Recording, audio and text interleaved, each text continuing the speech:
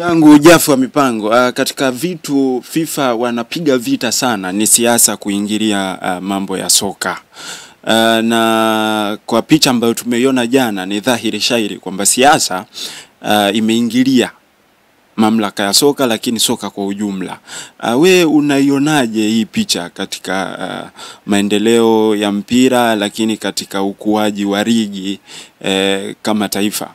Hii picha nimeiona Augusto, ni sawa na Sterling katika movie, anakufa dakika za mwanzoni lakini anazaliwa Sterling mwingine wa kuikamilisha movie. Ndivyo ambavyo mimi naweza nikasema nimeitazama. Kwa jinsi ambavyo jambo limekwenda, huwezi ukasema moja kwa moja siasa zimeingia katika mpira. Ila unaona mpira ukiwa na siasa. Unaona? Yaani huwezi ukasema siasa imeingilia mpira, lakini mpira tu anavyoendesha ndani yake kuna siasa. Wao wenyewe wanaoendesha mpira. Siasa zinakuja vipi? Siasa zinakuja wewe unaposhindwa kutumia mamlaka, unaposhindwa kutumia taratibu zinazokuongoza, sheria, na mwisho wa siku vile vyote unaviweka pembeni na kutumia ushikaji katika kufanya maamuzi. Ndiyo mambo pekee ambayo sasa yanaweza kukuingizia umo kwenye hizo siasa ambazo tunazizungumza. Kwa sababu litakapotokea jambo ambalo ni kubwa, utasema uliwanufaisha watu fulani. Katika kuwanufaisha watu fulani utataka ubalance mzani. Sasa haupo kwa ajili ya kubalance mzani. Upo kwa ajili ya kuilinda haki, na haki iende kwa mwenye haki. Sasa unapogeuza yule ambaye mwenye haki aonekane hana haki, tayari umeweka siasa ndani yake za kuvuruga mpira. Unaona? Tumewakaribisha wanasiasa katika mpira na tunaona manufaa yao. Moja wapo ni hilo goli la mama. Wapo ni jitihada za kusapoti mpira, si kwa nia mbaya. Lakini kwa jinsi ambavyo sasa mwenendo wa yale ambayo yanakuwa yanaendelea ni kwamba yanakwenda mbali. Ukiona kiongozi wa siasa ambaye ni mshabiki wa hivi vilabu vya Simba na Yanga, anakuwa ni miongoni mwa watu ambao wanashinikiza jambo kuwa hatuchezi. Inamaanisha katoka katika cheo chake cha wanasiasa, amekaa katika cheo cha ushabiki. Lakini jambo hilo linapokwenda katika mamlaka ama mihimili mikubwa ya taifa, ndipo hapo sasa tunaanza kuona kumbe hili swala halipo tena kiushabiki. Hili swala wanaliingiza paka kwenye mamlaka ambazo hazihusiani na hayo mambo. Imekuwa mara kadhaa jambo hili linaulizwa bungeni. Dabi itakuwaje? Muhimili mkubwa wa nchi unapokwenda kuzungumza swala ambalo lina mamlaka yake, linaweza kungamliwa na mamlaka yake, ni kwamba mmekosa mambo ya muhimu ya kujadili katika muhimili wa taifa, ili wananchi waweze kujua hatima ya mambo yao katika maeneo yao yanatatulika vipi, ila mnakwenda kuwavisha watu, kuwasaulisha kwamba kuna mambo ya msingi yanayotakiwa kujadili katika bunge la Jamhuri ya Muungano wa Tanzania. Sasa mkilifanya katika muktadha huo, tunaona ndani yake mmeanza sasa kuingiza siasa kwenye mpira. Kitu ambacho tuliamini mpira una siasa. Ila sasa siasa zikiuingilia mpira ndo zinaongeza matatizo zaidi kuwa ni makubwa. Mara kadhaa kaulizwa waziri wa michezo, sanaa, tamaduni Paramagamba Kabudi. Jibu lake lilikuwa very clear kwamba zipo mamlaka husika ambazo zinahusika na kushughulikia haya mambo. Pindi watakapotoa muongozo wa lini dabi itachezwa, basi utaarifu umma. Yaani sisi tutakuwa tu ni sehemu ya kuichochea taarifa kuzidi kufanyaje?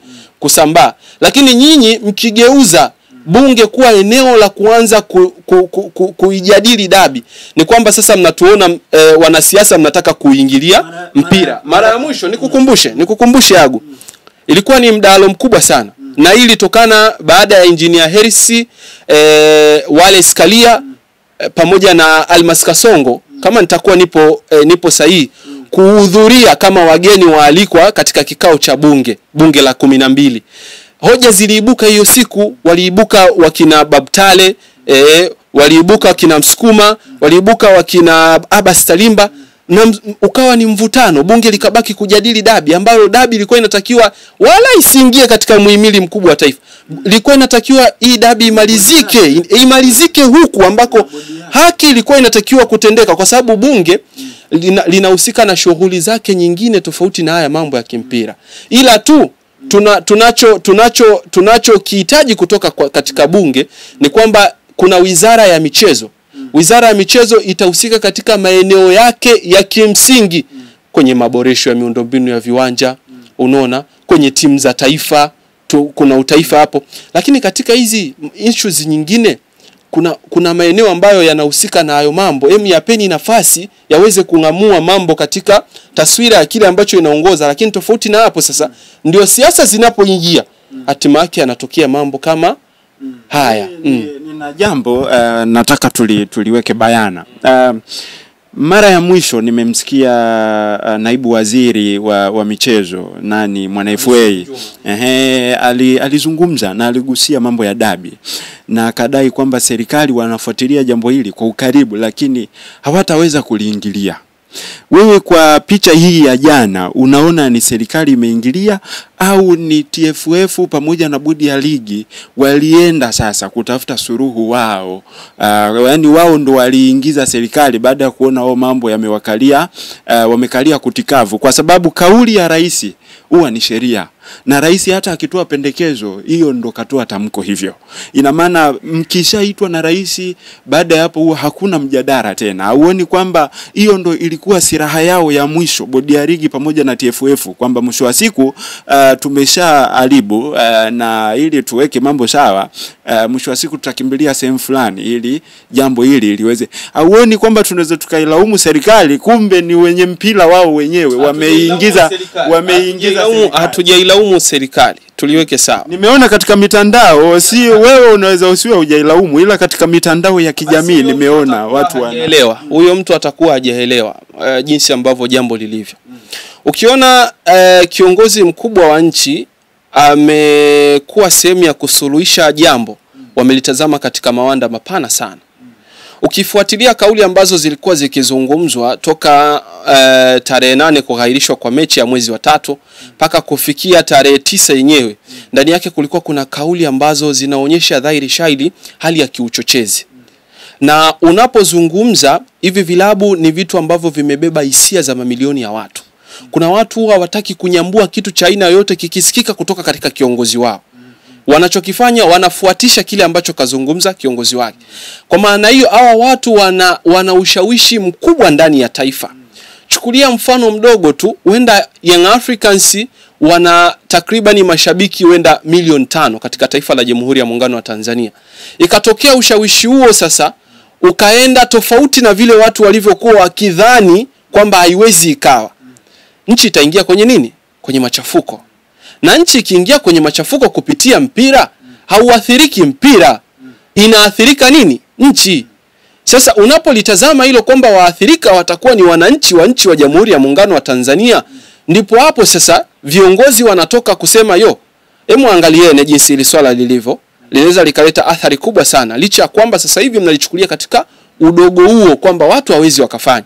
Lakini hawa watu kwa sababu wanawasikilizeni ninyi, brother, kuna watu wanaweza wasijua hata rais wa nchi ni nani, ila wakajua rais wa Young Africans ni Engineer Hersi. Unaona? Linawezekana kwa sababu ni sehemu ya mapenzi, sehemu ya hisia zao wamezielekeza hapo.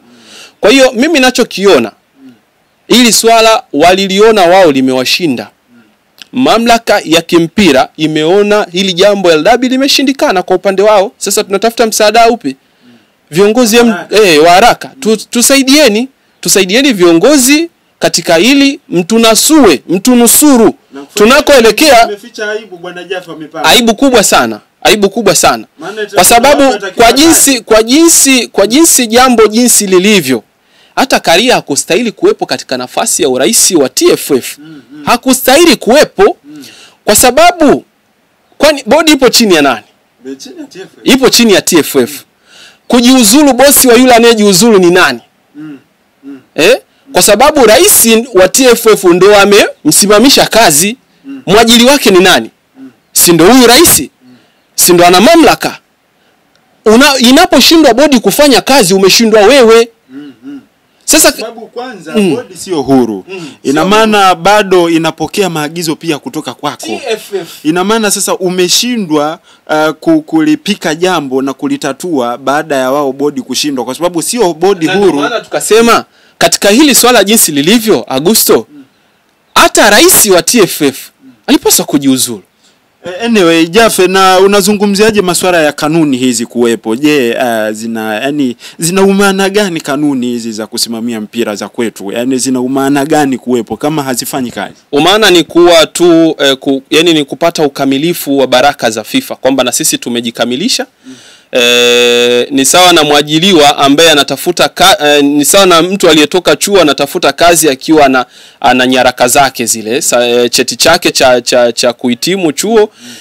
Inatumika tu kama sehemu ya watu kukuamini kwamba umekamilika katika idara fulani, basi tunaweza tukakuamini na kukupa nafasi ya kazi. Ndicho kinachofanyika. Yatajulikana sasa mbele ya safari kwamba huyu jamaa tuliyemchukua mtu wa kazi kweli kweli au tumeyabananga wenyewe. Ndicho kinachofanyika. Kanuni za bodi ya ligi zipo tu kuilinda taswira ya TFF, kwamba tunapopitia majikablasha yetu huku FIFA, hawa pia wamekamilika katika taratibu 1, 2, 3. Basi ndicho hicho. Lakini ukija katika ndani hapa, kanuni zimekuwepo kutoa tu onyo kali. Tunatoa onyo kali kwa timu ambayo ilipita nyuma mlango tofauti. Tunatoa onyo kali kwa kuchelewa kwenye pre-match meeting. Tunatoa onyo kali kwa tukio fulani na faini na kulipa faini na kulipa hata vikubwa vimekuwa vikilipa faini, lakini faini zake ni za mara chache sana. Lakini kanuni zipo kwa ajili ya kutoa tu onyo na kupata hizo fedha ndogo ndogo kutoka kwa vilabu kama sehemu ya faini, lakini kanuni hazipo kwa ajili ya kufanyiwa kazi. Hazipo kwa ajili ya kufanyiwa kazi, ila zipo kwa ajili ya kulinda taswira ya TFF registration ya FIFA, ili ukidhi vigezo vyao vya kupata baraka. Basi taratibu kama hizi unatakiwa umeshazifuatisha. Kwa hiyo tukisalia hapo bwana Jaffe wa mipango, kuna mambo kama 4 Yanga matakwa tuseme 4 Yanga walikuwa wanataka afanywe kazi, na kimsingi mpaka sasa kwa mimi uelewa wangu matakwa 3 tayari yamekusha fanywa kazi. Limesalia moja tu ambalo lilikuwa ni bodi ya ligi kuwa chombo huru, lakini kimsingi kamati ya masaa 72 mpaka sasa hivi ni kama imevunjika, kwa sababu mwenyekiti wa bodi ya ligi ndo mwenyekiti wa kamati, lakini CEO wa bodi ya ligi ndo katibu wa kamati. Ina maana mwenyekiti na katibu wake, kwa maana mtoa agenda na mtunza agenda na muandika hoja na nini kwenye kamati hayupo. Ina maana kamati hii ni kama tayari imeshakufa. Ina maana tunatafuta mwenyekiti mpya, na kuna mjumbe pia alijiuzuru. Ina maana tunatafuta mwenyekiti mpya, katibu mpya, kamati ianze tena kufanya kazi zake na kukaa. Katika mtazamo wako, lakini pia mwenyekiti amejiuzuru na CEO amesimamishwa. Katika mtazamo wako ni kwamba Yanga ameupambania mpira mpaka kufikia hapa kwa yale matakwa yake, na je hivi vitu vinatija na tumuone kama shujaa wa mpira wa Tanzania? Yaani umuone Yanga kama shujaa wa mpira? Hapana kaka. Lakini aliyokuwa anazungumza yametendewa kazi. Kwa hiyo Yanga ni dude fulani hivi Unajua hii Agosto isije ikatafsirika tofauti, na asije akatoka mtu kujinadi kwamba yeye kashinda vita. Hapana, hamna mtu ambaye amepambania mpira wa Tanzania, ila kila klabu inapambania maslahi yake. Haya yalikuwa ni maslahi ya Yanga, wala haikuhusisha klabu ya aina nyingine yoyote. Yalikuwa ni matakwa ya klabu ya Young Africans. Kwa sababu umesema limebaki takwa moja, lakini yalikuwa ni matakwa 4. Kujiuzuru kwa mwenyekiti hakukuwemo, ila imekuwa kama sehemu ya nyongeza tu ya kile ambacho kimetokea siku ya jana. Walimtaka Almas Kasongo, Wilfred Kidau ambao ni katibu, baadaye wakasema bodi ya ligi iwe huru, pamoja na kamati ya masaa 72 kuvunjika.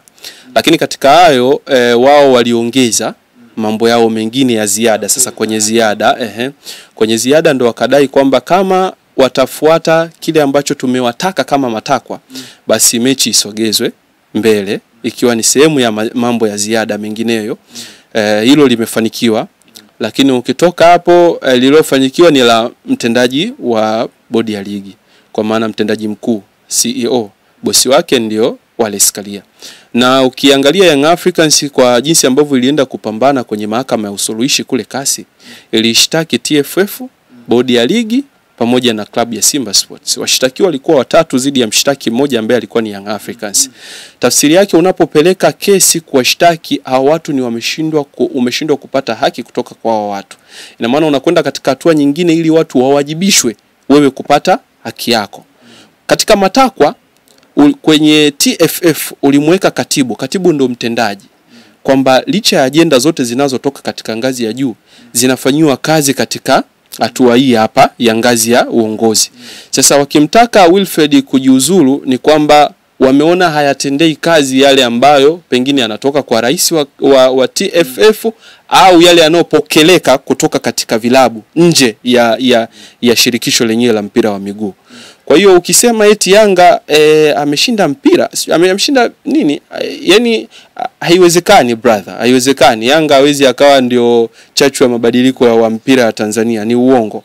Ila tu alichokidhihirisha ni kwamba yeye anayo nguvu kubwa nyuma yake na wapo watu ambao wanaweza kumsaidia katika kuzungumza na akapata maslahi ya kile ambacho anakipigania. Basi ndicho kinachoonekana, lakini katika maslahi ya kupambania mpira hawezi akahusika hata kidogo. Ila tu tunaona namna ambavyo hivi vilabu vimekuwa na jitihada za kurudisha mpira nyuma badala ya mpira kwenda mbele.